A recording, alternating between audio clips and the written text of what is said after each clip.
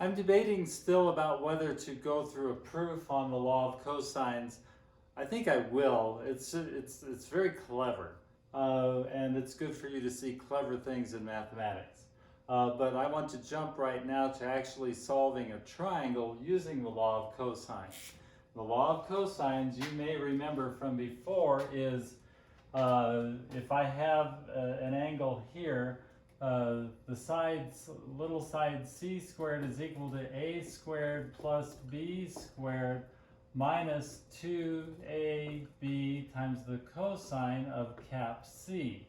It being some triangle where you've got a c here, cap c, an a and a b and a lowercase c there, and this would be angle cap b and this would be angle cap a.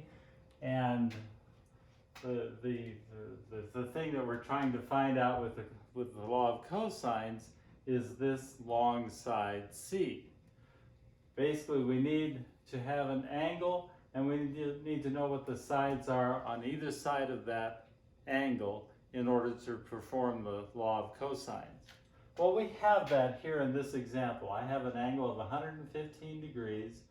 This side here is 5, this side here is 4. They're on either side of this angle. Now we need to solve for this angle, and this side here, C. We're going to do this by using the law of cosines first. I'm going to set it up where the c squared, this side here, little c squared, is equal to this side squared, 5 squared, plus this side squared, minus 2 times 5 times 4 times the cosine of this angle, which is 115.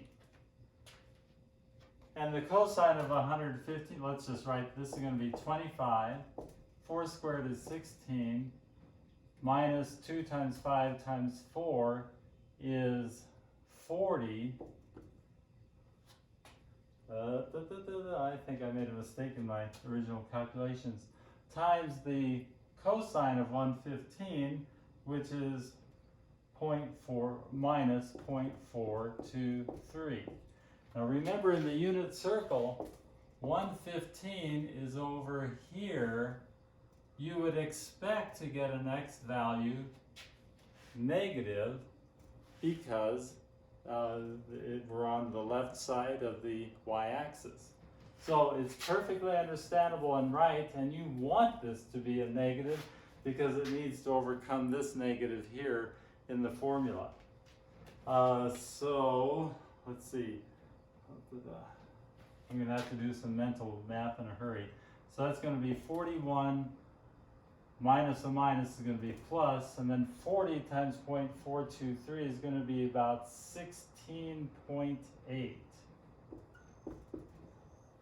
So I get, that's equal to 41 and 16 is going to be 57.8.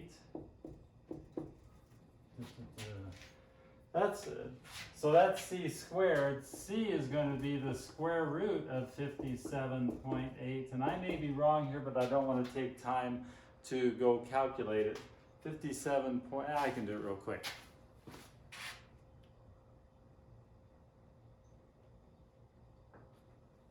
I get 7.6. So C is equal to 7.6. So I now have all my sides. I still need to find the angles. What am I going to do for that? I can't do the law of cosines again. Maybe I could, but even better now is to pull out the law of sines. And so I'm going to do that. And I'm going to write that the sine of A,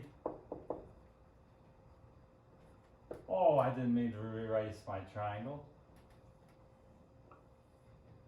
I know this is 115, this I solved with 7.6, this is 5, this is 4, this is A, this is B. So the sine of A over 4 is equal to the sine of C 115 divided by that number 7.6. And so I get the sine of A is going to equal 4 times the sine of 115, which is 0.906,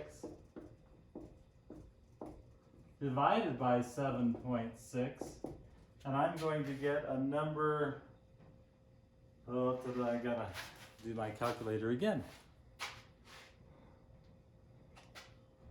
4 times 0.906 divided by 7.6, I get 0.476 or 0.477.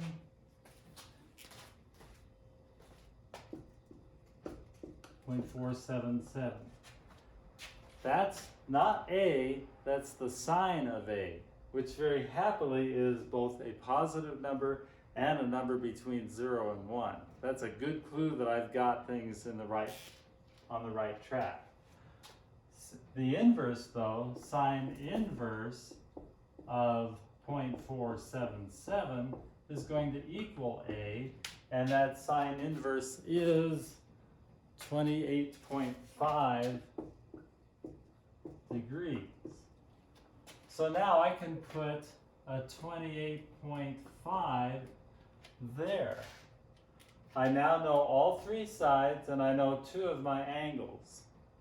What's the fast way to get this last angle? Yes, I could use law of cosines. Yes, I could use law of sines. But the best and fastest way is to just figure that, okay, this plus this equals 180.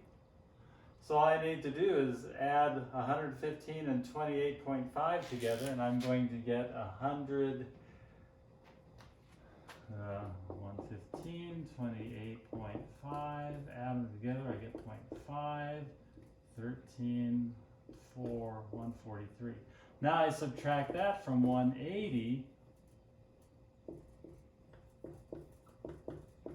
I'm going to get 3 from 9 is 6, 4 from 7 is 3. Let's make sure that all adds up.